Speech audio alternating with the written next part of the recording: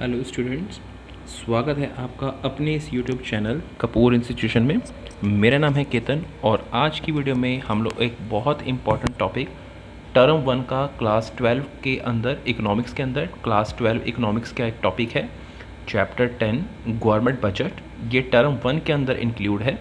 Okay, तो इसको हम स्टडी करने वाले हैं। इसके कुछ एक पार्ट्स को इस वीडियो के अंदर हम स्टडी करेंगे और रेस्ट वीडियो जो रह जाएगी, जो रेस्ट इसका चैप्टर रह जाएगा, उसको हम नेक्स्ट वीडियो में हम स्टडी करने वाले हैं। ओके, तो बिना टाइम वेस्टेज करते हुए चलते हैं अपनी इस वीडियो के ऊपर। तो पहला हमारा क्वेश्चन आ रहा है meaning. It is a statement, ये एक स्टेटमेंट है, ये अकाउंट नहीं है, it is a statement which showing expected revenue. Children, अगर आप इसके साथ एक्सपेक्टेड वर्ड नहीं लगाएंगे तो पूरी डेफिनेशन क्रॉस भी हो सकती है। It is a statement showing expected revenue and expected expenditure of the government during an accounting year. Accounting year which starts from the 1st April and ends on 31st March. Okay. The budget unfold. Budget क्या unfold करता है? Budget क्या include करता है कि financial performance कैसी थी government की पिछले एक साल में और आने वाले ईयर के लिए plan and policy, the financial programme and policy of the government for the next year, कि गवर्नमेंट की आने वाले ईयर के लिए क्या क्या प्रोग्राम्स होंगे, क्या क्या पॉलिसीज़ होंगी गवर्नमेंट की, राइट। तो इसी को बोलते हैं गवर्नमेंट बजट। याद रखिएगा चिल्ड्रन, दोबारा मैं बोल रहा हूँ, it is a statement which showing expected revenue, जिसके अंदर गवर्नमेंट को कहाँ कहाँ से रेवेन्यू हो सकती हैं, एंड एक्सपेक्टेड एक्सपेंडिचर, कि कहाँ कहाँ खर्चे हो सकते हैं गवर्नमेंट के। तो अभी हम इसका सेकंड क्वेश्चन पढ़ने वाले हैं, objectives of government budget. Objectives, तो पहला पॉइंट है GDP growth.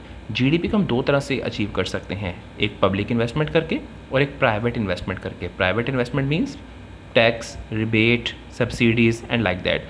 Allocation of resources, budgetary policy के थ्रू हमारी गवर्नमेंट इस तरह से अपने रिसोर्सेज का बंटवारा करती है कि उसका प्रॉफिट भी ज़्यादा हो जाए और सोशल वेलफेयर भी अचीव हो सके। ठीक है, हमारी गवर्नमेंट क्या करती है, इस तरह से अपने रिसोर्सेज का एलोकेशन करती है, क्योंकि रिसोर्सेज किसी भी इकोनॉमी के पास क्या हैं चिल्ड्रन, स्कार्स हैं। ठीक है, तो स्कार्स मीन्स लिमिटेड हैं। तो हमारी गवर्नमेंट अपने रिसोर्सेज का जो एलोकेशन है इस तरह से करेगी कि सोशल वेलफेयर भी हो जाए और प्रॉफिट मैक्सिमाइजेशन भी हो सके। Third one is provision of public goods. Public goods वो गुड्स होती हैं चिल्ड्रन जो कलेक्टिव नीड को सेटिस्फाइड करती हैं सोसाइटी की। कई बार पेपर के अंदर एग्जांपल भी पूछा गया है, like law and order, defence and these type. लेकिन demand and supply and these are sufficiently provided to the people, इन्हीं लोगों को प्रोवाइड की जाती है, लेकिन डिमांड और सप्लाई इनका इनफ प्रोडक्शन नहीं होने देती। ठीक है, क्योंकि कलेक्टिव नीड को सेटिस्फाइड करती हैं सोसाइटी की। उसके बाद है redistribution of income and wealth. इसके अंदर क्या होता है कि पुअर सेक्शन का, पुअरर सेक्शन और रिचर सेक्शन दोनों का लेवल इक्वल कर दिया जाता है। कैसे कि इम्पोज किया जाता है हायर जो टैक्स है वो रिचर सेक्शन के ऊपर और सब्सिडी दी जाती है पुअर पीपल को। ओके, सब्सिडीज टू गवर्नमेंट नहीं बल्कि यहाँ पर आएगा पुअर पीपल। ठीक है, पुअर पीपल को हम लोग क्या करेंगे, यहाँ पर सब्सिडीज देंगे पुअर पीपल को चिल्ड्रन, राइट। उसके बाद फूड ग्रेन्स, हम उनको खाने के लिए पुअर सेक्शन को फूड ग्रेन्स देंगे on fair price shop. Fair price most shop मतलब राशन डिपो के ऊपर। Third one is balanced regional growth. Balanced regional growth, जो इंडस्ट्रीज बैकवर्ड एरिया के अंदर लग जाती हैं तो गवर्नमेंट सेज पॉलिसी चलाकर, सेज मतलब स्पेशल इकोनॉमिक जोन, एस का मतलब स्पेशल, ई मतलब इकोनॉमिक एंड जेड मतलब zone, special economic zone policy चलाकर गवर्नमेंट उसको लिबरल टैक्स लॉस वहाँ पर चला देते हैं, उनको टैक्स एग्जम्पशन मिल जाती है कहीं कहीं। ठीक है, उसके बाद employment opportunities. Budgetary policy are made for the schemes like NREGA. Okay, budgetary policy के थ्रू जो पूरा सेक्शन है उनको एक ईयर के अंदर 100 डेज़ की गारंटी स्कीम का काम मिलता है, गारंटी मिलती है काम करने की 100 डेज़ के लिए। Okay, the last point is economic stability. जैसे मार्केट फोर्सेस होते हैं, डिमांड एंड सप्लाई, यहाँ इनके कारण ट्रेड साइकिल मतलब ट्रेड साइकिल जो है का जन्म होता है, जैसे रिसेशन, डिप्रेशन, रिकवरी, बूम। इस तरह से गवर्नमेंट ट्राई करती है कि हमारी इकोनॉमी को ट्रेड साइकिल से बचाया जाए। ओके, और इसके लिए कैसे बचा सकती है गवर्नमेंट, बजट इज़ यूज्ड। इसके लिए बजट का यूज़ किया जाता है to correct the situation of deflation and inflation. Okay, inflation का मतलब क्या होता है, राइज इन द प्राइसेस, और डिफ्लेशन का मतलब decrease in the prices. Okay, तो इन दोनों सिचुएशन से हम लोग कैसे बच सकते हैं? By the help of budget. Budget के थ्रू हम इनसे कर सकते हैं, इसको ओवरकम कर सकते हैं। Okay, next one is, next जो हमारे पास डेफिनेशन है, अब हमारे पास पढ़ रहे हैं स्ट्रक्चर या कंपोनेंट्स ऑफ बजट। ओके, तो हमारे पास मेनली दो जो क्लासीफाई है वो दो तरह से है, एक तो बजट रिसिप्ट और एक बजट एक्सपेंडिचर। तो बजटरी रिसिप्ट्स क्या क्या होती हैं? बजटरी रिसिप्ट का मतलब होता है एक्सपेक्टेड मनी रिसिप्ट। ओके, कि गवर्नमेंट को कहाँ कहाँ से एक्सपेक्टेड होने वाली हैं। अगर आप यहाँ पर लिखेंगे ओनली मनी रिसिप्ट तो माइट भी ये कई बार डेफिनेशन एग्जामिनर गलत भी कर सकता है। तो यहाँ पे आपको expected money receipt of the government from all the sources, और यहाँ पर क्या होगा? Expected right expenditure, expected expenditures. Expected word लगाना यहाँ पर बहुत ज़रूरी है चिल्ड्रन, ठीक है। तो बजटरी रिसिप्ट के अंदर दो आती हैं, रेवेन्यू रिसिप्ट, कैपिटल रिसिप्ट। इसी तरह से इसमें भी revenue expenditure and capital expenditure. तो रेवेन्यू रिसिप्ट्स वो रिसिप्ट होती हैं चिल्ड्रन जो कोई लायबिलिटी क्रिएट नहीं करती, जैसे टैक्स कोई लायबिलिटी क्रिएट नहीं करता है गवर्नमेंट के लिए, एंड डोंट रिड्यूस एसेट, और इससे गवर्नमेंट की एसेट रिड्यूस नहीं होती। तो ये दो तरह की है, जैसे tax receipt and non tax receipts.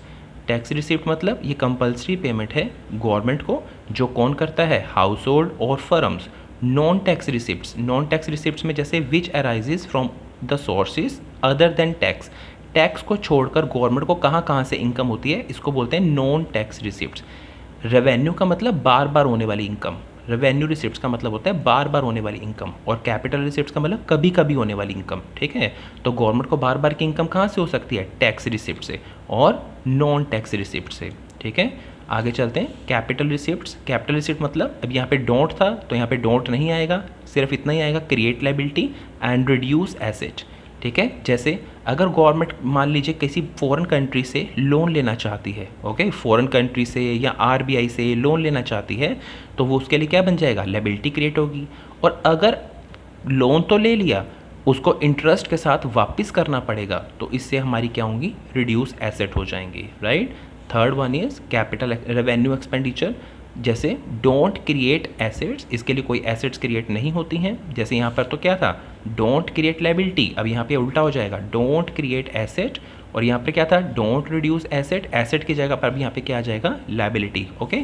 जैसे इसके एग्जांपल्स हैं, जैसे वेज बिल दिया गवर्नमेंट ने, इंटरेस्ट की पेमेंट कर दी और सब्सिडीज़ दे दी, राइट। और कैपिटल एक्सपेंडिचर, जैसे इसके लिए एसेट्स क्रिएट होती हैं, अब यहाँ पे डोंट वर्ड नहीं आनेगा, जैसे यहाँ पे है ना डोंट क्रिएट एसेट और डोंट रिड्यूस लायबिलिटी, तो यहाँ पे डोंट का इस्तेमाल नहीं करना है, हमने कहना है क्रिएट एसेट्स और रिड्यूस लायबिलिटी। जैसे expenditure on land and building, expenditure on machinery, purchase of shares, ठीक है। तो यहाँ पर हमने पढ़ा था चिल्ड्रन एक टैक्स रिसिप्ट और नॉन टैक्स रिसिप्ट, ये किस तरह की होती है अभी हम आगे देखते हैं, राइट। अभी इनको किस तरह से हम पढ़ेंगे, देखिए आगे। यहाँ पर है टैक्स रिसिप्ट के अंदर, टैक्स रिसिप्ट अगर हम पढ़ना जा रहे हैं तो पहला है प्रोग्रेसिव टैक्स। प्रोग्रेसिव टैक्स का मतलब होता है अगर इनकम राइज होएगी तो टैक्स भी राइज होगा, right. Regressive tax, regressive tax वो टैक्स होता है जो पुअर पीपल के ऊपर बर्डन डालता है। वेट, वेट का मतलब difference between value of output minus value of intermediate consumption, यानी कि ये प्रोडक्शन के हर लेवल के साथ इंक्रीज होता रहता है। वेट का मतलब होता है जो प्रोडक्शन के हर लेवल के साथ इंक्रीज होता रहता है।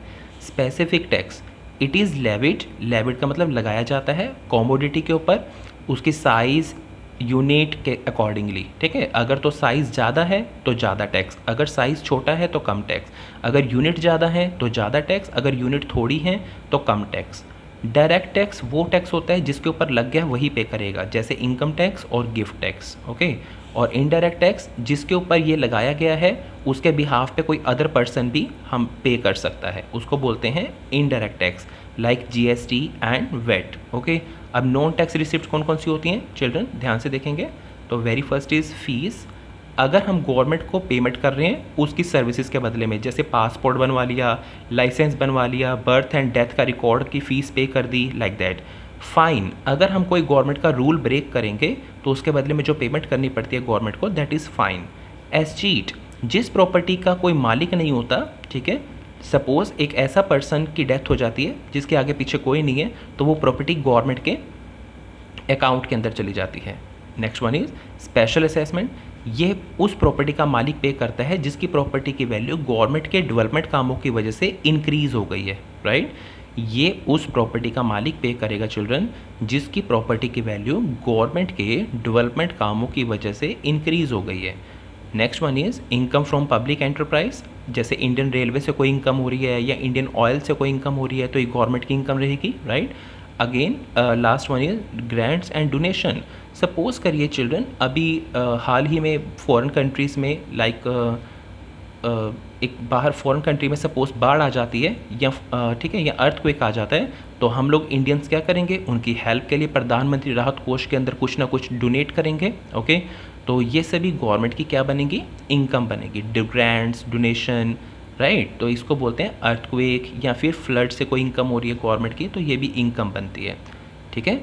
तो जो स्टूडेंट्स मेरे इस चैनल को जो इस मेरी वीडियो को वेरी फर्स्ट टाइम देखने के लिए आए हैं, अगर उनको ये वीडियो अच्छी लगती है तो please like, share and subscribe करना मत भूलिएगा, ठीक है। और इसका जो रेस्ट का पार्ट रहेगा इस चैप्टर का वो मैं अपनी अगली पार्ट बी के अंदर लेकर आऊँगा।